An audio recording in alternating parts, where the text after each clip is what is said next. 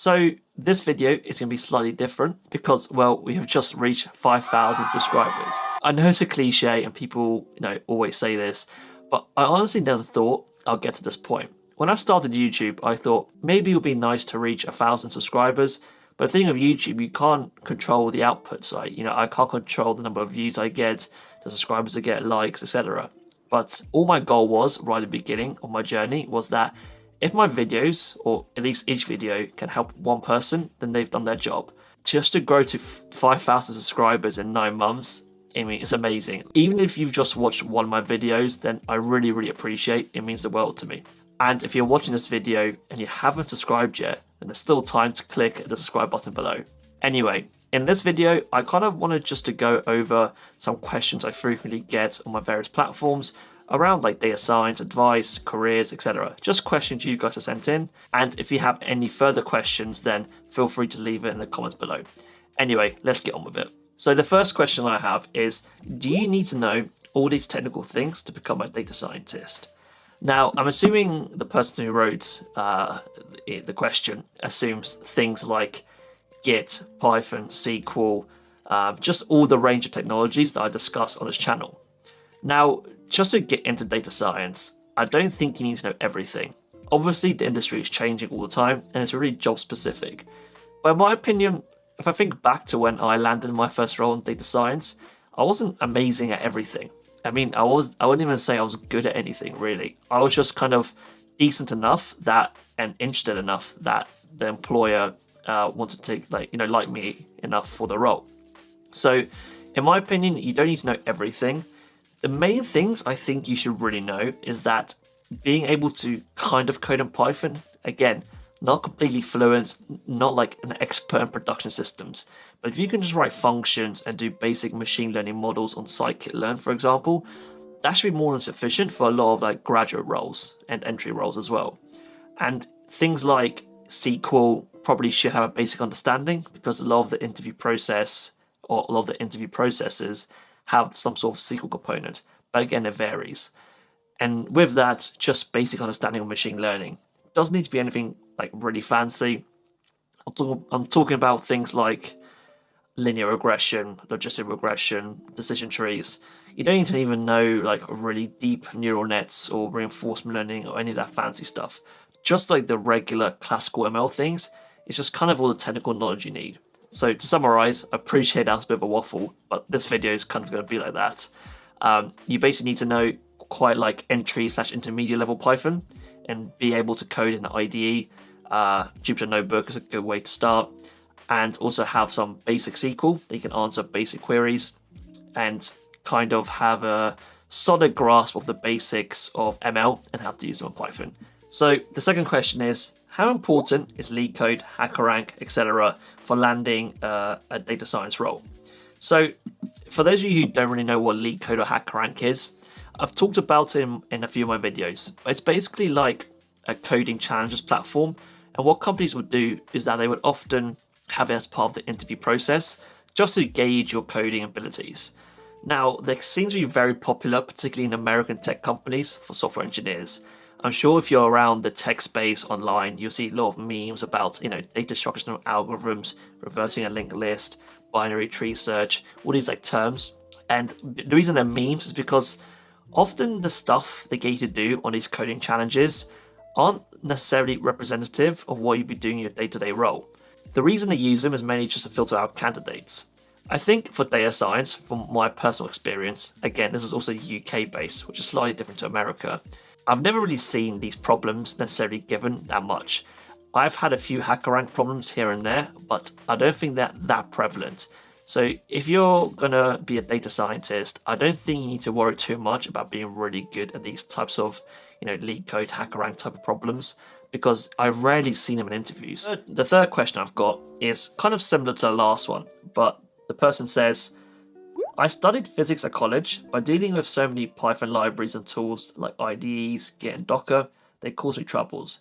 I've seen other people's projects, and some of them seem daunting enough to disappoint me. Do you have any advice? So what you're kind of experiencing is very similar to imposter syndrome, but not quite. you're basically thinking that, all these people are doing such fancy stuff and you can never possibly get to their level. Now, the secret I've learned, it's not even a secret, it's just a realization that I've had over working 3 years in this industry, is that nothing is really that hard and everything seems harder than it is. When you look at someone else's code, it happens to me still, I think, wow, it's amazing, it's so nice. But I promise you, it's really not that difficult. Once you kind of get the basics down, you can really accelerate your learning and learn all these things quicker. Chances are there's probably someone who's got like a similar background to you and is probably not as smart as you, but has also learned all these things. So the fact that someone dumber than you has learned this thing, then you can definitely learn it. I mean, on this channel, I talk about data science, maths, statistics, all these kind of complex, hard topics people see them as. But I'm really not that smart. I'm obviously not dumb, that's something arrogant, but I'm really not that clever. And I don't think people should think people who work in data science or tech are really clever, because yes, some of them are really geniuses. I've worked with a few geniuses, I'm sure. But most people are just ordinary intelligence. But they just work really hard and they learn these things. And that's all there really is to it. The fourth question, which is one we get asked quite a lot as data scientists, is I recently saw a post that said OpenAI is working towards using AI to create code such that programmers won't be needed. What are your perspectives on this with regards to data science? So that's a very hard question to answer, because no matter how I answer it right now, I'll definitely be proven wrong in the future. But I'll give you my perspectives and my opinions as of today, which is the 18th of May 2024.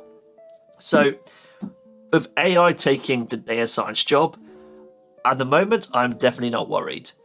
First of all, I think there's a lot of hype with Gen AI, personally. This is my opinion. And if you think when it was released back in November 2022, people thought it's going to revolutionize the world. The question I ask you now, and the question my boss asked me, was, has anything really changed? I don't think so. Like a year and a half, and this revolutionary technology hasn't been revolutionary yet. Yes, it's a really good productivity tool, but has it replaced certain people? I haven't heard much. There is stories, and I'm sure, about it replacing some people's jobs. But how many? Like, I can't think on top of my head anything it's really revolutionized. Yes, we have like these custom GPTs which help us with day-to-day tasks. Brilliant.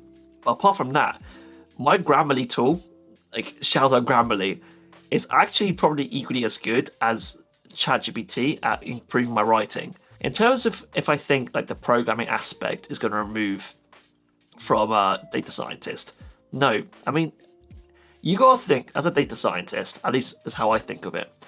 I just said that our job is mainly like being really good, in my opinion, at that mathematical reasoning, data, like seeing patterns. That's what we're like meant to do. Coding is just a tool to help us solve the problem. It's not the job itself.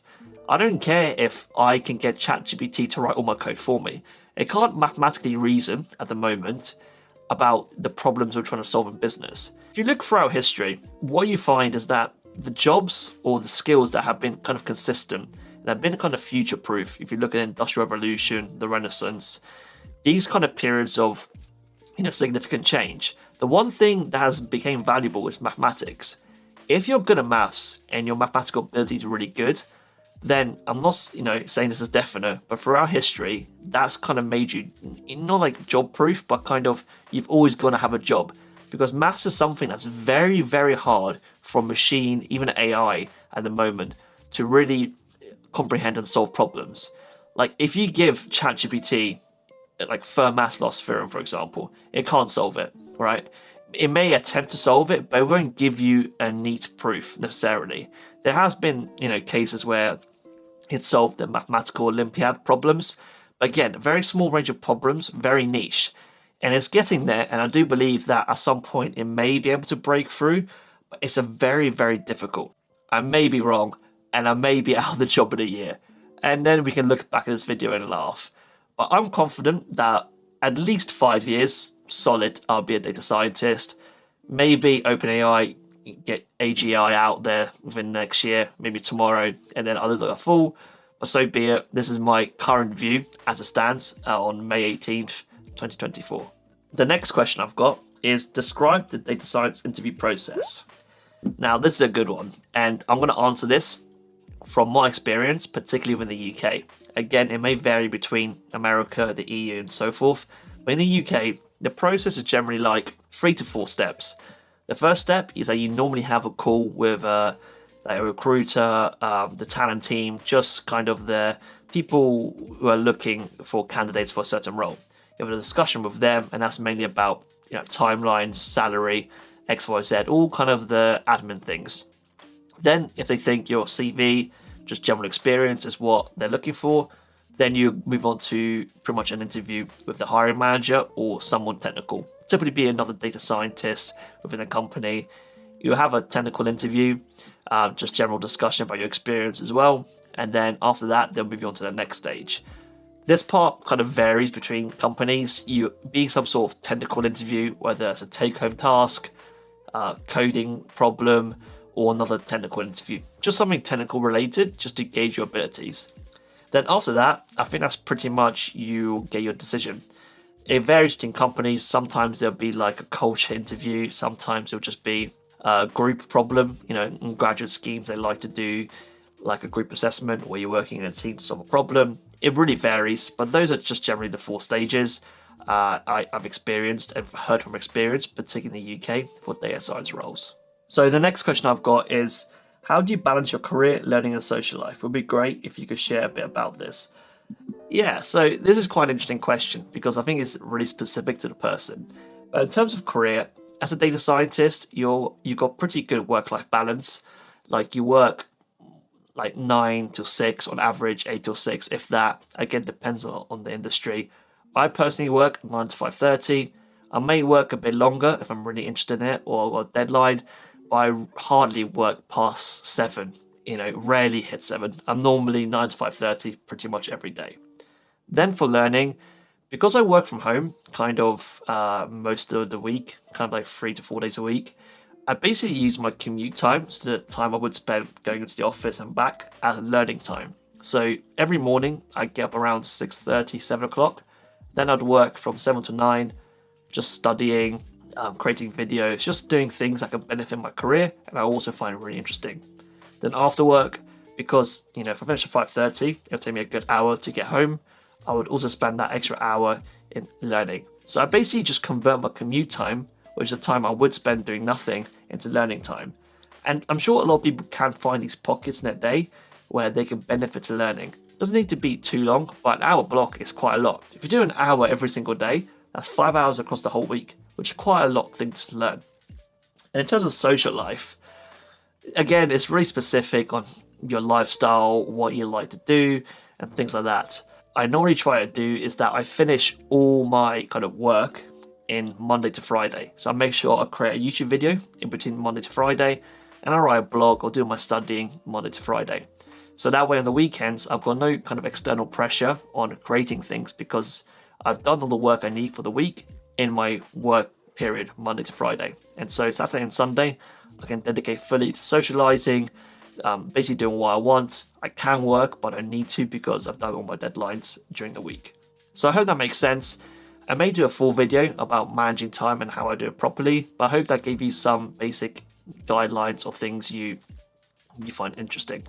So the last bit I want to talk about is what's next. So to be honest, what's next is that I'm going to carry on making data science content for you that will hopefully benefit you in some way. I've really enjoyed just helping people get into data science and also teach them more about the field. And I've got really good positive feedback. So I'm just going to carry on and hopefully each video I make can benefit one person. And if it does, then that's a success. Once again, thank you so much for 5,000 subscribers. It honestly means the world to me. You don't really understand. I never thought we'd get to this point, but I'm just really kind of amazed that 5,000 people want to listen to me talk about data science every week. Even if you watched one of my videos, it means the world to me. Hopefully I'll see you in the next one, and I'll see you next time.